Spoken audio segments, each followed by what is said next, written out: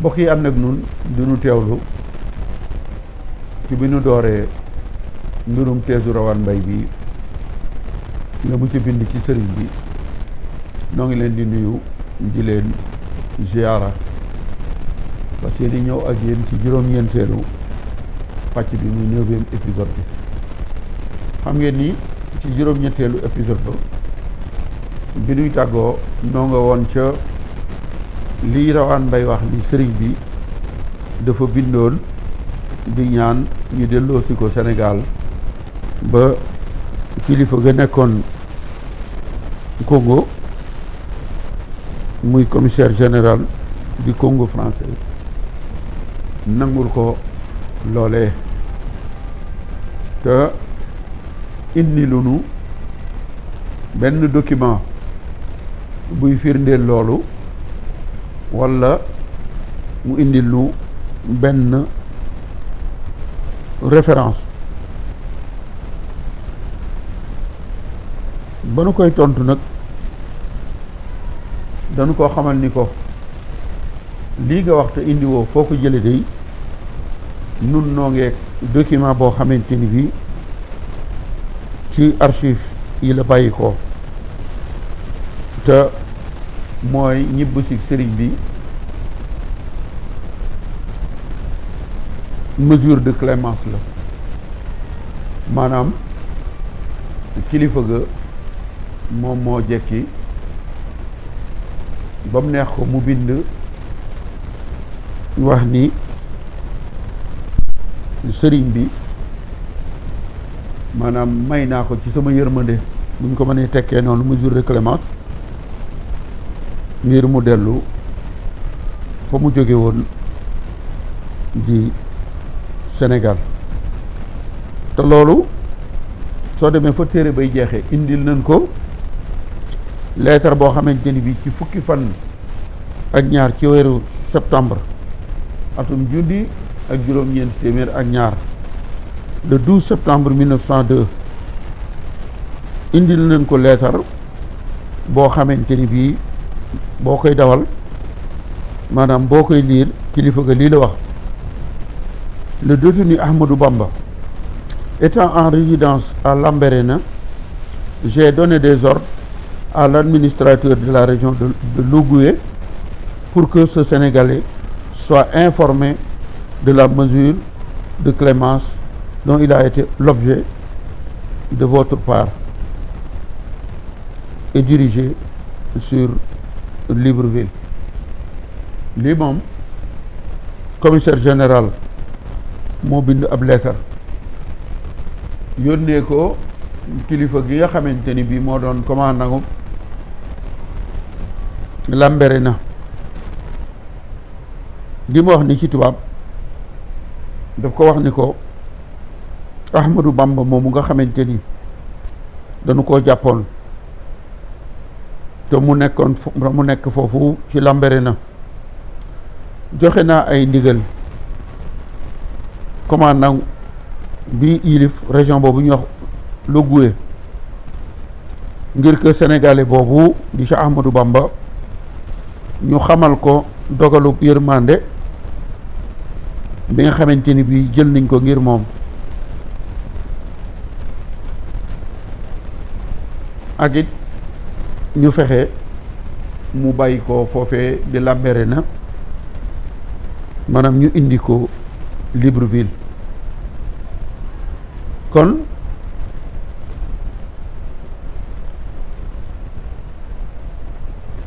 day baax ñu leeral dogal boobu nga xamante ni mesure de clémence la ndax nit ki danañu ko jàpp téye ko bu dee ci sunu kaso yi aw doxalinam musta jalgati walla ñu dem ba indil ko dogalu yërmande bàyyi ko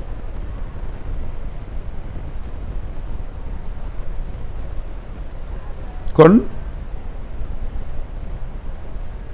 moom Rawane Mbaye nee na sëriñ bi juróom-ñetti fan ci weeru novembre la dellu si Sénégal te loolu di njuumte lu réy ci ndax journal officiel bi génnoon ci fukki fan ak juróom ci weeru novembre atu 1902 soo demee di nga ca fekk ñibbisig sëriñ bi muy le 11 novembre 1902 ak manifesto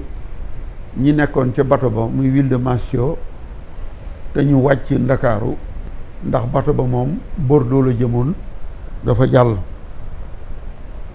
kon sëriñ bi ñibbisiwul le 8 novembre bi Rawane Mbaye bind waaye le 11 novembre le sëriñ bi ñibbisi ci gaal googu ñuy wax ville de Massio ci fukki fan ak benn ci weeru novembre 1902 kon loolu yi mooy jubbanti bi nga xamante ni def nañ ko ci correction numéro 11 bu ñu ñëwee ci correction bi ci topp muy jubbanti fukkeelu jubbanti bi ak ñaar correction numéro 12 soo demee ca teesu Rawane Mbaye bi ci xëtu ñeenti téeméer bi ak fanweer 430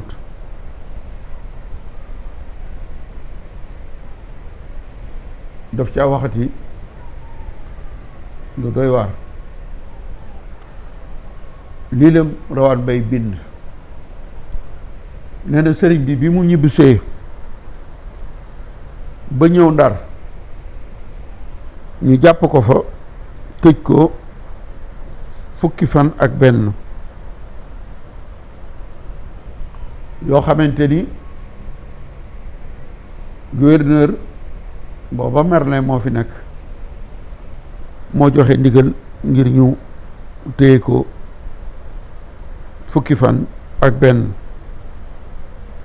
nee na ginnaaw bi nag la ko gouverneur dalal ca ab dalam muy bureau nee na dalal googu ko gouverneur dalal la mu ci jublu mooy njéem a xool sëriñ bi lan mooy yéeneem ak ay pexeem balaa mu koy bàyyi mu nguyaay dafa bind wax ni après avoir été retenu 11 jours à Saint-Louis sur ordre du gouverneur du Sénégal qui le reçut dans son bureau pour sonder ses intentions avant de le libérer. kon nee na gouverneur da ko recevoir ngir bëgg a xam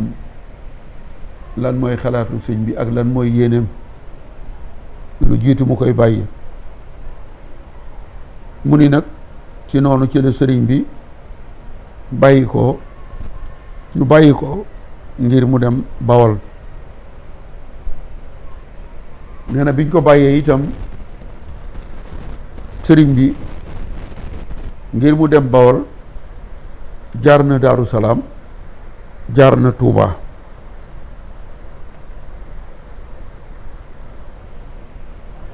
li nu ko tontu mooy ni ko jàpp gu ñu jàpp sëriñ bi Ndar fukki fan ak benn loolu de wérul te amul benn document bu ko indi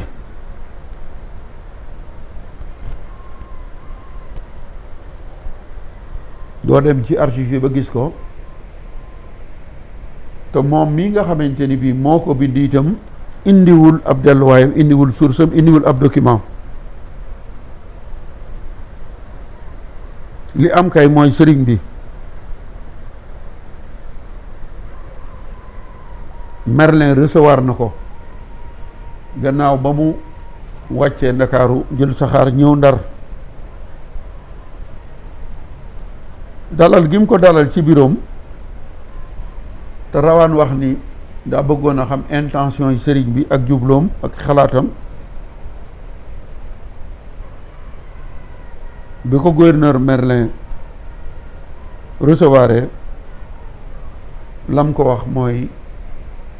bis ni tey nguyaay nga maanaam libre nga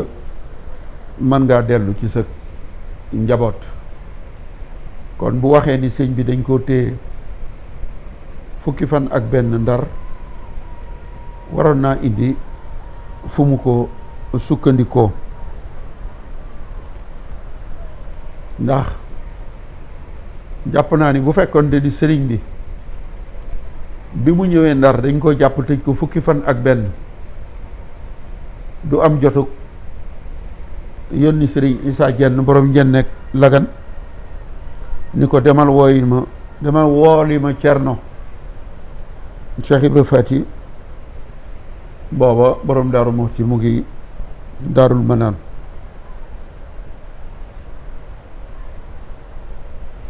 yoon woowee sëriñ Maxtaar Samba Diop mi nga xamante ni doomi ndeyi borom Daarul Muxti la te bi sëñ Issa Diène bi ñëwee Daarul Manaan borom Daaru Muxti takk ànd ak wala bokk na ci ñamu àndaloon sëriñ Maxtaar Samba Diop mi nga xamante ni waajuramu jigéen soxna Aminta Njaga ak waajuru borom Daarul Muxti di soxna Faat Issa Diop ñoo bokk sëriñ Kokki Njaga Issa ak soxna Absa Mbakke Lawbe Touré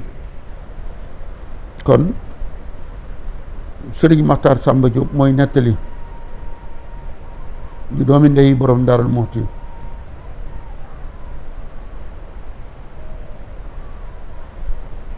sëriñ Maxtaar Samba nee na borom daaru bi muy dem du wuy ji wooteeb sëriñ bi Ndar nee na yóbbaale na sëriñ Modou Moustapha ak soxna Astu Kajoor di doomi sëriñ Touba te bokkoon ca mag ña ndax jàpp naa ni soxna Fat Ja rek moo ko mag ci njabootu sëriñ Touba gi borom Daaru Muxti mi ngi gisante ak sëriñ bi fukki fan ak juróom ci weeru Shaabaan di aw baraxlu di bis bi nga xamante ni moom la sëriñ Fallu Mbakke jàpp 1955 ni nañu ci màggalub Daarul Muxti gi ndax la ko jiitu ñaar fukki fan ak ñeent ci aw baraxlu di bis bi borom Daaru Muxti wàccee ab liggéey la ñu daan màggal sëriñ bi borom Daaru Muxti demee ak ñamu àndaloon ba mu yeewi leen gannaaw bi la jógee Ndar jaar Louga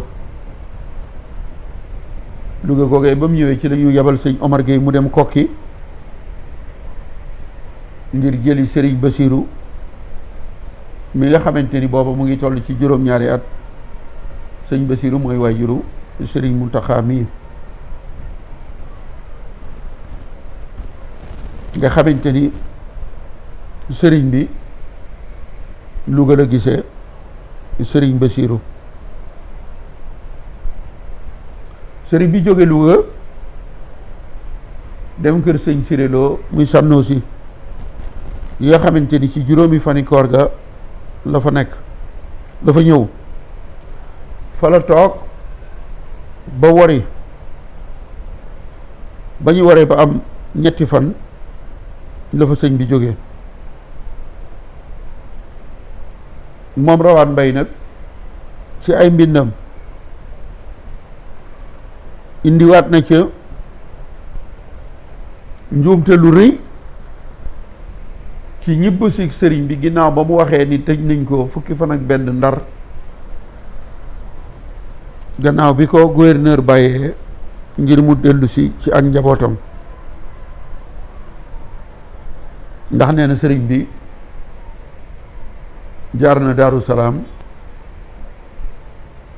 jaar Tuuba te kenn ku nekk xam na ni sëriñ bi mu génnee Tuuba ñaari fan ci weeru Sowal di Kori dem Mbakke Bari boroom xam-xam yépp wax nañu ni nijaayam sëriñ bu soobe bi mu wàccee ab liggéey ca Mbakke Bawol sëriñ bi bàyyi ko na Mbakke Bari dem jaale ji ko yoon woowu la fi ñëwaat Tuuba kon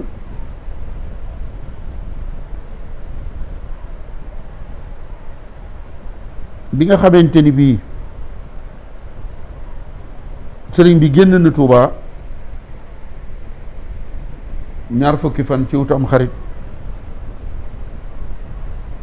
atum junni ak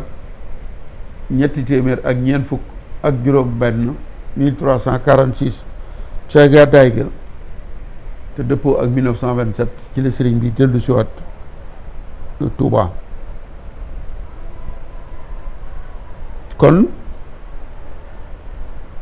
bi mu bàyyi ko sànnoo si jaar ci réew mi di tukki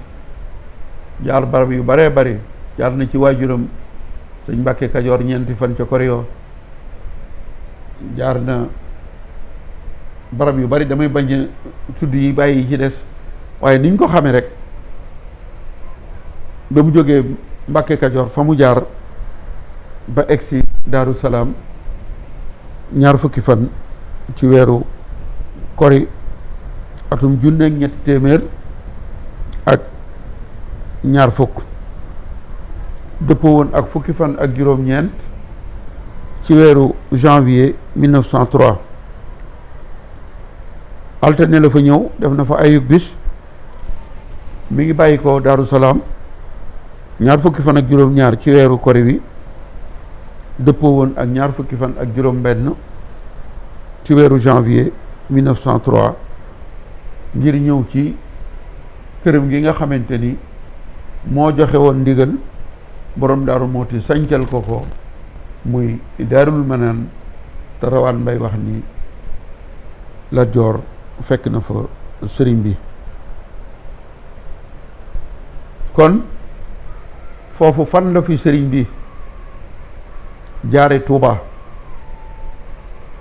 waroon nañu ko leeral ndax wax rek dafa yomb nee na sëriñ bi jaar na Daaru Salaam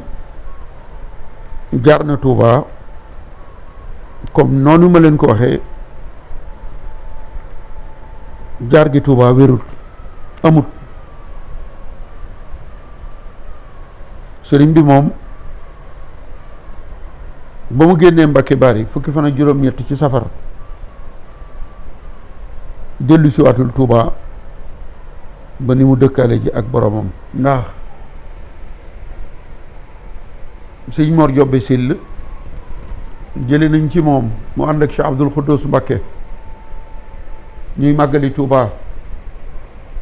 les années 70 oto bi ñu nekk mbooloo mi bari ba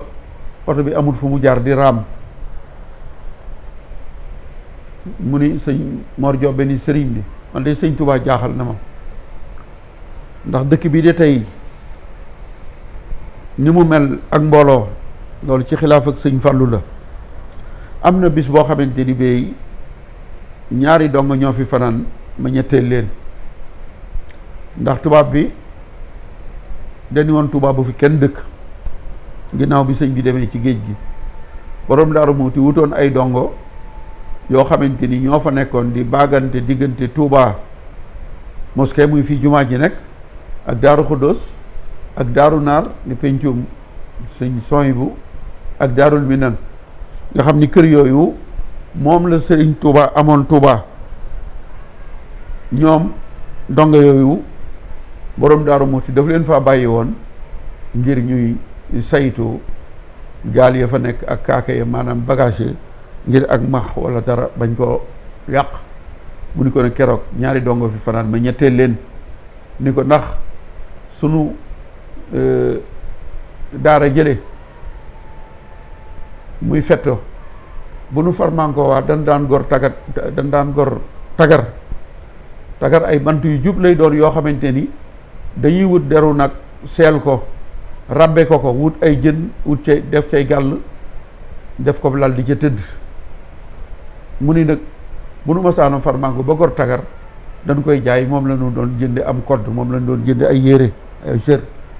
mu ni ko ne kon am na bis ñaar ñoo ñu doon wattu kër yi ñoo fi fanaan mu ñëw seet si leen nun ñett noo fanaan Touba keroog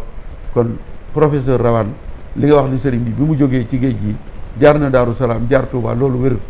mbokk yi kon juróom ñeenteelu pàcc bi li ñu cërale woon ci simili mat na dañ leen di sant gërëm leen dig daje ci fukkeelu pàcc bi jërë ngeen jëf